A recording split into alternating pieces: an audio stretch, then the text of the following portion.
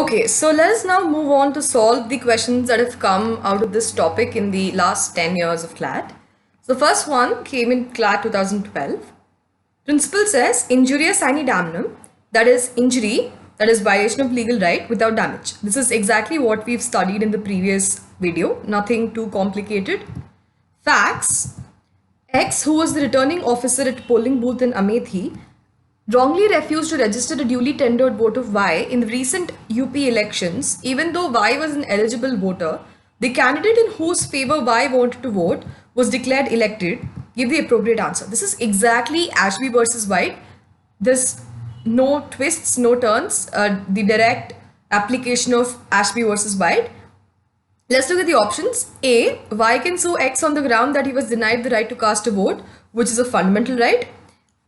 B, Y can sue X on the ground that he was denied the right to cast vote, which is a legal right. So it's fundamental right, and this one it says legal right. C, Y cannot sue X because there is no injury or damage caused to Y. And D, Y cannot sue X because the candidate in whose favor he wanted to vote was declared elected. So C and D are gone. For us, it's only about A and B. And CLAT 2012 had a lot of questions which required a little bit of legal knowledge on your part. So if you know what your fundamental rights are, you know that right to vote is a legal right, but it's not a fundamental right. There's 6 fundamental rights now, apart from the right to property, which is removed as a fundamental right. So there's 6 fundamental rights in part 3 of the Constitution. So the answer is B. Y can sue X on the ground that he was denied the right to cast vote, which is a legal right, not a fundamental right. Then the next question came in CLAT 2013, which the principle is, it's not related to what we've studied so far, but it's essentially about liability. So the principle is qui facet per alium facet per se. It just means that he who does things through others does it through himself. So this is the fundamental principle of agency. That is, if you're asking somebody to do something for you and you're giving them, generally in agency, you give them some consideration for their services for you. Then if they've committed a tort along with the work that you have entrusted them, then you're basically liable for the tort that they've committed as well. So let's look at the facts. Nisha, the owner of a car, she asked her friend Saurabh to take her car and drive the same to her office. As the car was near her office, it hit a pedestrian, Srikanth, on the account of Saurabh's negligent driving, and it injured him seriously. Now Srikanth files a suit for damages against Nisha. It's clearly a case of he or she who does things through others does it herself. So when Nisha asks her friend to drive the car, then any negligence or any other tort on his part while he's so driving the car would make Nisha liable. Let's look at the options. A, Nisha is not liable as it was the negligence of Saurabh. B, Saurabh is solely liable as Nisha was not driving the car. C, Nisha is liable as Saurabh was driving the car under her authority and for her purpose. D, Saurabh will be exempted from liability under the principle of inevitable accident. Now, obviously, if you look at the options, you can straight away eliminate D, and between A, B, and C, the only one application of principle that is possible is C. Nisha is liable because Saurabh is driving the car under her authority and on her purpose, and she herself asked him to do it. Next, again in CLAT 2013, the principle is damages are the money recompense, that is monetary compensation, as far as money can do for the violation of a right. We've just discussed this as well, what damages are in the term, in the definition of the terms. So that's basically it. Facts: A, an Indian citizen having a right to vote. Again, this is Ashby versus White again. So that's a really important case. Keep that in mind. It keeps coming over and over again, actually. So A, an Indian citizen having a right to vote, was not allowed to cast his vote in the polling booth by the returning officer. The name of A was mentioned in the voters list. A has also reported at the polling booth in time. However, the candidate in whose favor A would have cast his vote won the election. A filed a suit claiming damages. It's quite easy, quite simple. Ashby versus White. A will be entitled to damages. A will not be entitled to damages. A will be entitled only to nominal damages. A will be entitled to exemplary damages. Now, things that you can directly strike off are C and D, because the principle is not relating to what kind of damages. It's only talking about damages. So C and D are gone. So it's only between A and B, and the Obvious answer is A. A will be entitled damages because there is a tort, because Ashby versus White. Next, CLAT 2014 principle, this is slightly long one. Damage without the violation of a legal right is not actionable, is not actionable in a court of law if the interference with the rights of another person is not unlawful or unauthorized, but a necessary consequence of the exercise of defendant's own lawful rights. No action should lie. Alright, so it essentially is the principle of damnum sine legal injury, right? So damnum sine injuria, damage without legal injury. So there was an established school in a particular locality. It's actually Gloucester Grammar School case, direct application of that case. Subsequently, a new school was set up in the same locality which charged lower fees, on account of which people started patronizing the new school. Because of the competition, the old school had to reduce its fees. ES filed a case against the new school saying that NS had caused it, that is the old school's financial loss, and thus claimed compensation. Which of the following derivations is correct? A. Since no legal right of ES has been violated, therefore as such no compensation could be granted. Right? That's basically what Gloucester Grammar School case said. Let's just look at the other options just to be sure. B. Since damage is caused to ES, therefore it should be awarded compensation. Well, the point is, it's not about damage, it's about the legal damage or legal injury. So it's about legal right more than it's about damage. So it's not B. C. ES should be awarded compensation as opening of a school in competition is not good. Of course, that is not what the principle is talking about. It might be true, might not be true, but what the principle is saying is not at all related to this option. D. No compensation could be granted as reduction in fees is good for the public. Again, may be true, may not be true, but that is not why you're not giving compensation, right? You're giving compensation. You're not giving compensation because there is no legal right, and not because it's low school or low fees for the new school or anything like that. Next question, CLAT 2014 again.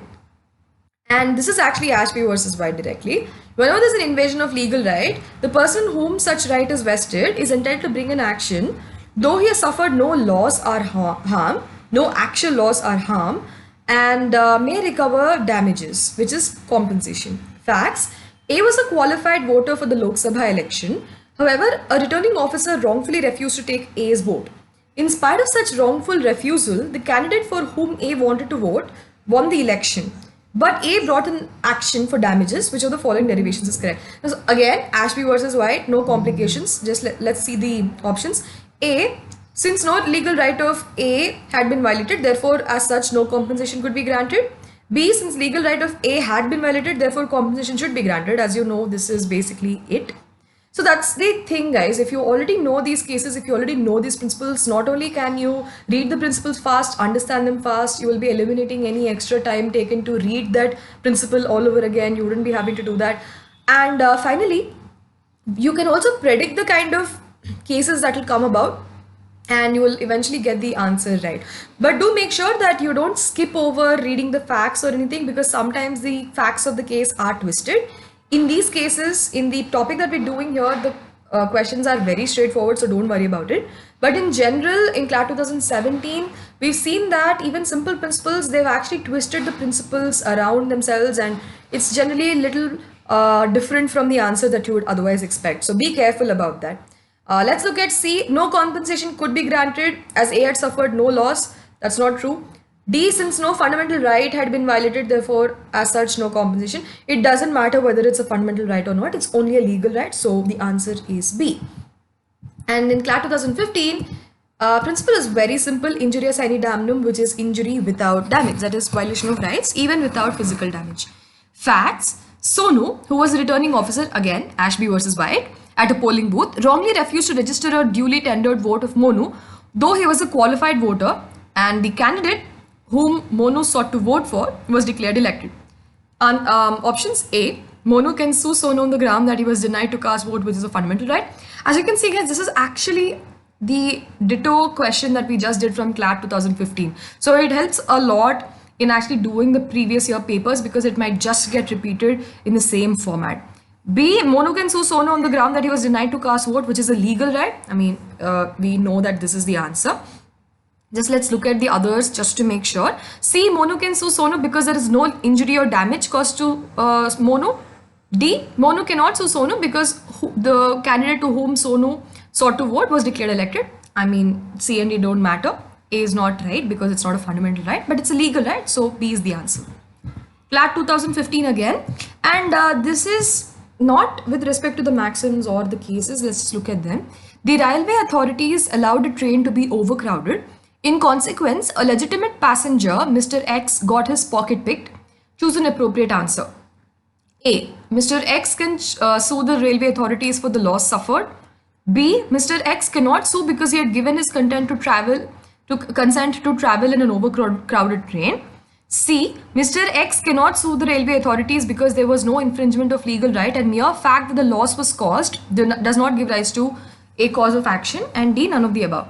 Now, let's just think about this. Now, clearly there's a cause and effect relationship.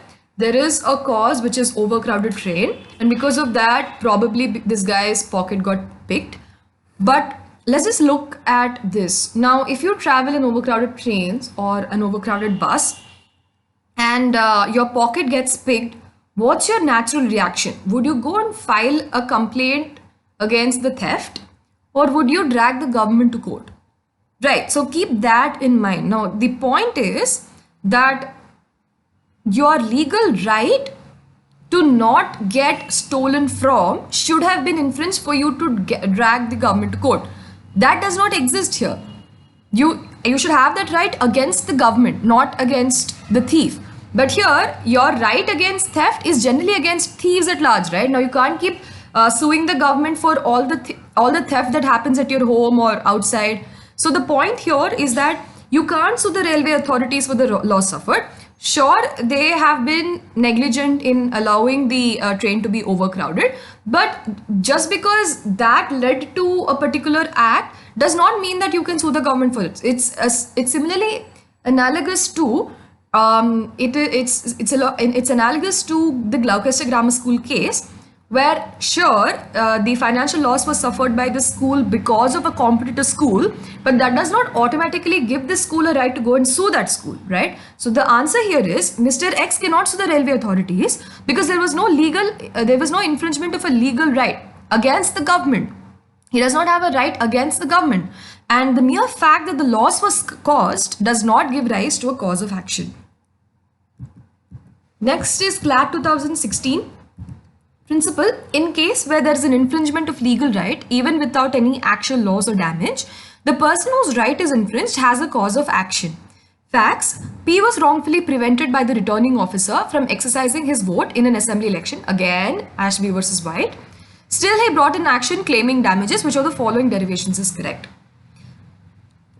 A. P would succeed in his action as it is mandatory to cast vote. That's not true. Obviously, we can strike off A. B. P would succeed in his action as he was wrongfully prevented from exercising his legal right of voting in that election. Obviously, that's the answer. C. Just make sure that you don't have better options than that. C. P would not succeed in his action as he did not suffer any loss in that election. We know that it does not matter. D. P would not succeed in his action as the candidate for whom he wanted to give his vote won the election. Again, we know that this does not matter. So the answer is B. Okay, so the last couple of questions. So this is from CLAT 2016 again.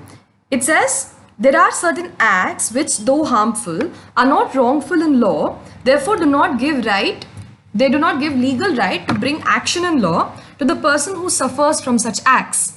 Facts: Prakash has a rice mill. His neighbor Shanti sets up another rice mill and offers a tough competition to Prakash. As a consequence, Prakash's profits fall down. He brings a suit against Shanti for damages. It's very similar to the Gloucester Grammar School case. Nothing complicated. It just says damnum sine injuria. Just apply that there is no violation of legal right here, right? Option A, Prakash can succeed in his claim as it is a case of actual damage. B, Prakash cannot succeed in his claim for damages as it is a case of damage without infringement of any legal right. Clearly, that's the answer. C, Prakash may succeed in his claim for damages as it is a case of loss to his business. And D, Prakash can succeed in his claim for damages as it is a case of damage as a result of infringement of legal right. Now, clearly, we know that there is no infringement of legal right. The answer is B, because he cannot, there is no right that has been violated. It's only competition. And he cannot succeed in his claim for damages as it is a case of damage. Sure, there was damage, but there was no infringement of any legal right. Then the final question came from CLAT 2017, and here they're giving both the principles damnum sine injuria and injuria sine damnum. It says a violation of a legal right of someone, whether it results in a legal injury or not, gives rise to an action and tort for compensation. At the same time, an action by someone which results in some loss or damage to somebody else is not actionable if there is no violation of a right of that somebody. It's very simple. It's just going on and on. It just is basically injuria sine damnum and damnum sine injuria. And the facts are basically Gloucester Grammar School, very simple. So they're long, but let's just read them fast. You have to read them, guys. Just by seeing a coaching center, the word school or coaching center doesn't mean that you wouldn't have to read it. You have to read it and make sure that it's the same set of facts as the Gloucester Grammar School. So AB Coaching Center was a popular CLAT coaching academy with several good trainers. A lot of aspirants used to attend its coaching classes from all over and was making good profit. This was going on for the past several years. During a session, T, one of the very good and popular trainers of ABCC, had some difference of opinion with the owner of ABCC and left the coaching center. In August 2016, T started another entrance coaching center closer to ABCC, which resulted in a substantial drop in students and a huge financial loss. The owner of ABCC wants to file a case against T for the loss sustained by ABCC. What do you think is the right legal position? 1. T has not violated any of ABCC's legal right, though he sustained some financial loss and not legally bound to compensate ABCC. Well, that's obviously the right answer.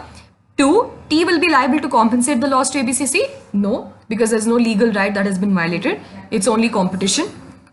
T started the new coaching center near ABCC intentionally and shall be liable to compensate the loss of ABCC. Intention doesn't matter. The fact is he had a right to start a new business, so that doesn't matter. And 4, T should have consulted ABCC before starting his coaching center. Obviously, T did not have to consult ABCC. It was his right to start his own business. The answer is 1. T has not violated any of ABCC's legal right. Though they sustained some financial loss, T is not legally bound to compensate ABCC. So now we'll move on to the next topic, general defenses. I hope that the basics of torts are clear now. And if you have any questions, please leave them below and I will answer them as soon as I can. Thanks.